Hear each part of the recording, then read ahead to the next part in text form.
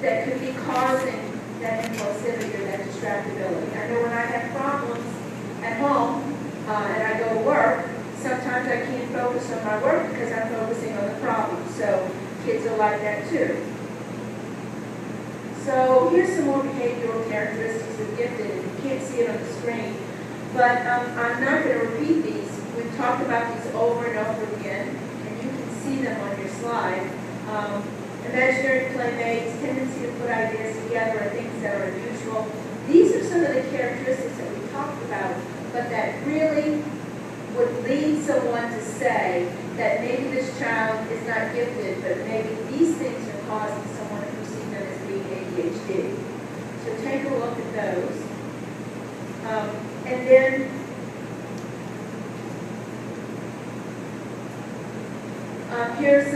here are the ones that specifically give people, can make people decide that this child isn't gifted or this child has a problem. Their intensity, their sensitivity, their overexcitabilities, their thinking and learning styles, their idealisms, their peer relationships, asynchronous development, interest patterns, creativity, and problems from educational misplacement or lack of family understanding. I think I've talked about those over and over again yesterday and today. So all of those things can cause someone to misidentify a given child. Overexcitabilities, because they have this high sensitivity, they respond more intensely.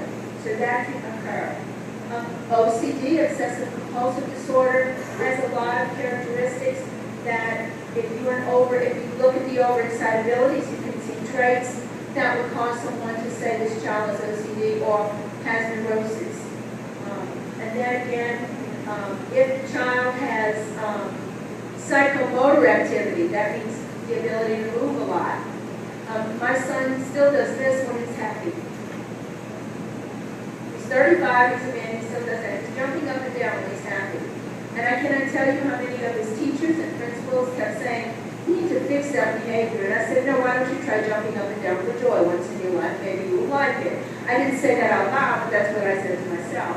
That was not a behavior I chose to address.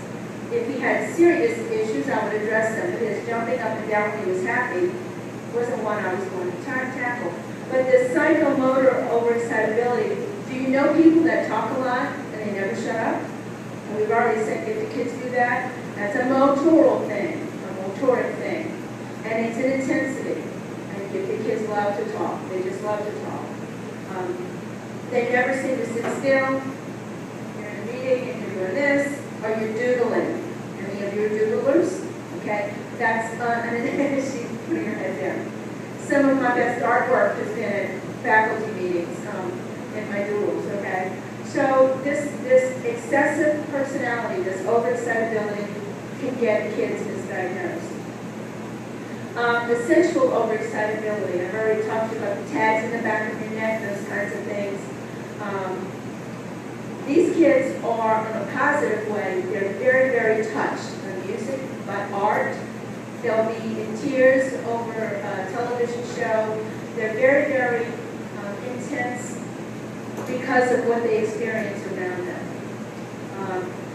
Overexcitabilities can be easily misinterpreted as part of the diagnostic syndrome by people who don't know about gifted education.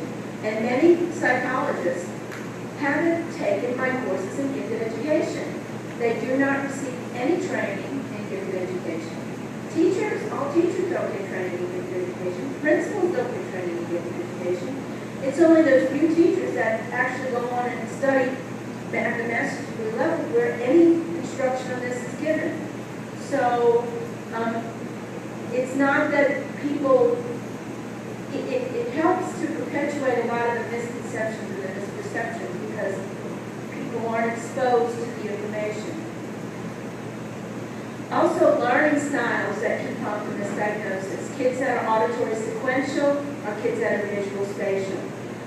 These two learning styles, if they're very, very strong, can make someone believe or lead someone to believe that most likely that this kid may not be gifted but has a problem.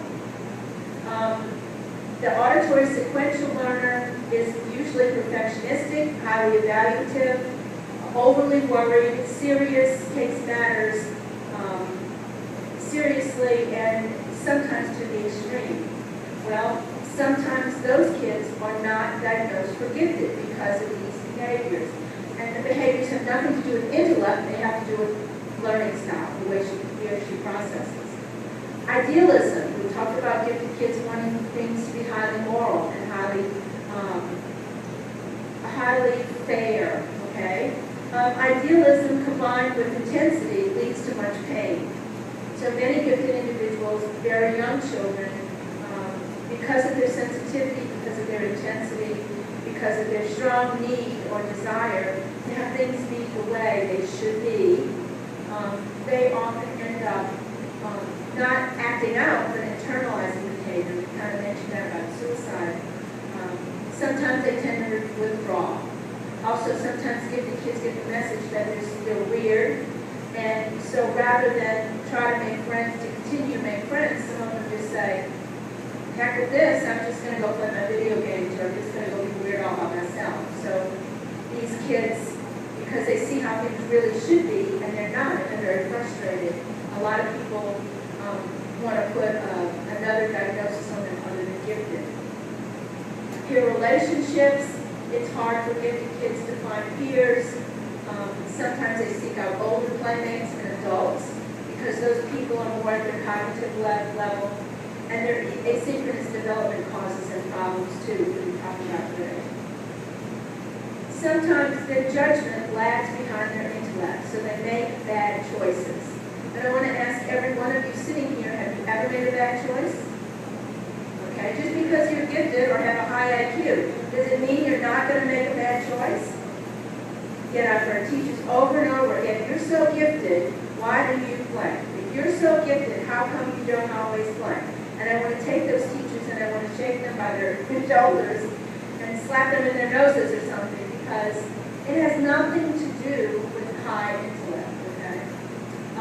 Sometimes their curiosity can override their judgment. I shared with you the fact that I wanted to know how a typewriter works, so I took it apart, feeling very confident at age 9 that I would know how to put it back together again, and I couldn't. So my curiosity overcame my better judgment. And can any of you ever admit to being so curious about something that you perhaps made a wrong judgment?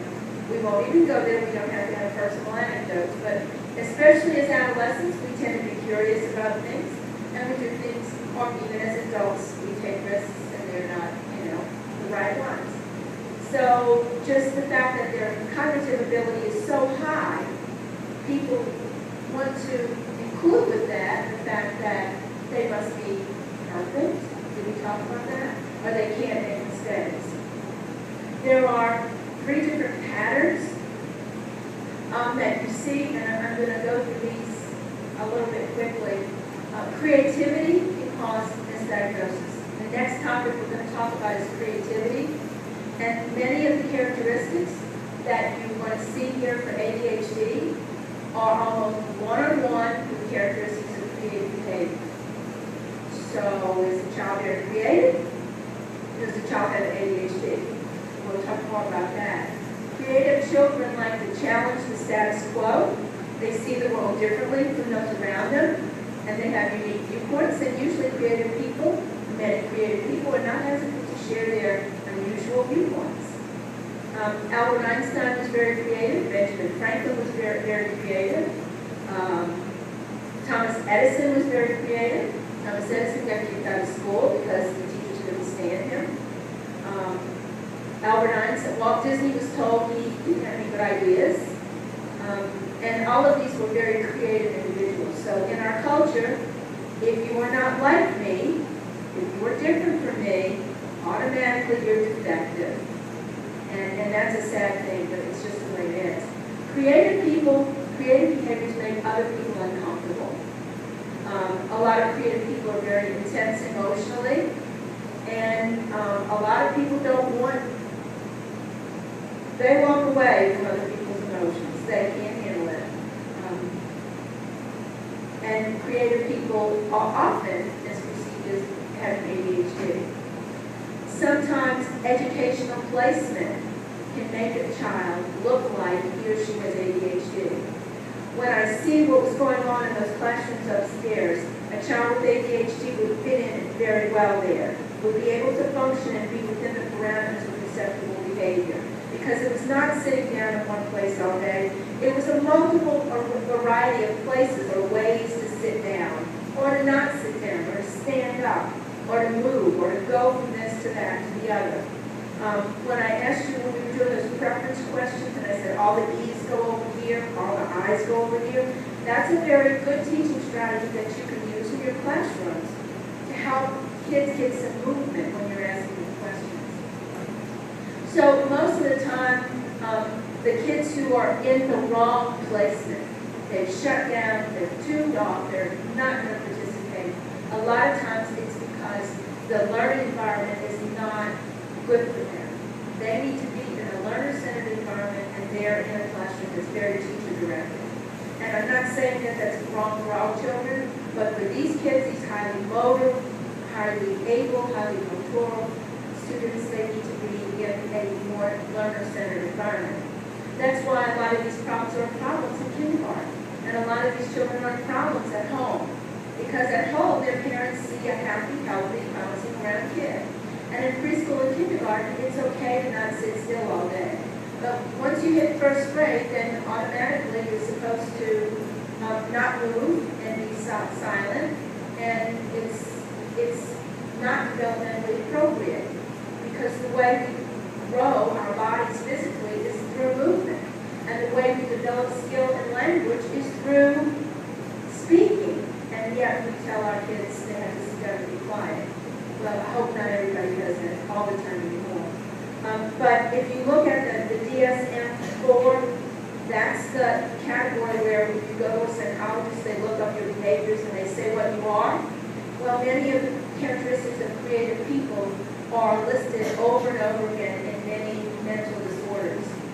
And the bottom line is, you can be creative with mental disorders, but your creativity is not what caused your mental disorder.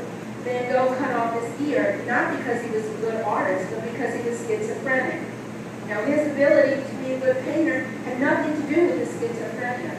But people say, oh, all those smart people, they're crazy. Look at Van Gogh, he cut off his ears. He was crazy, he was schizophrenic, but it had nothing to do with his IQ.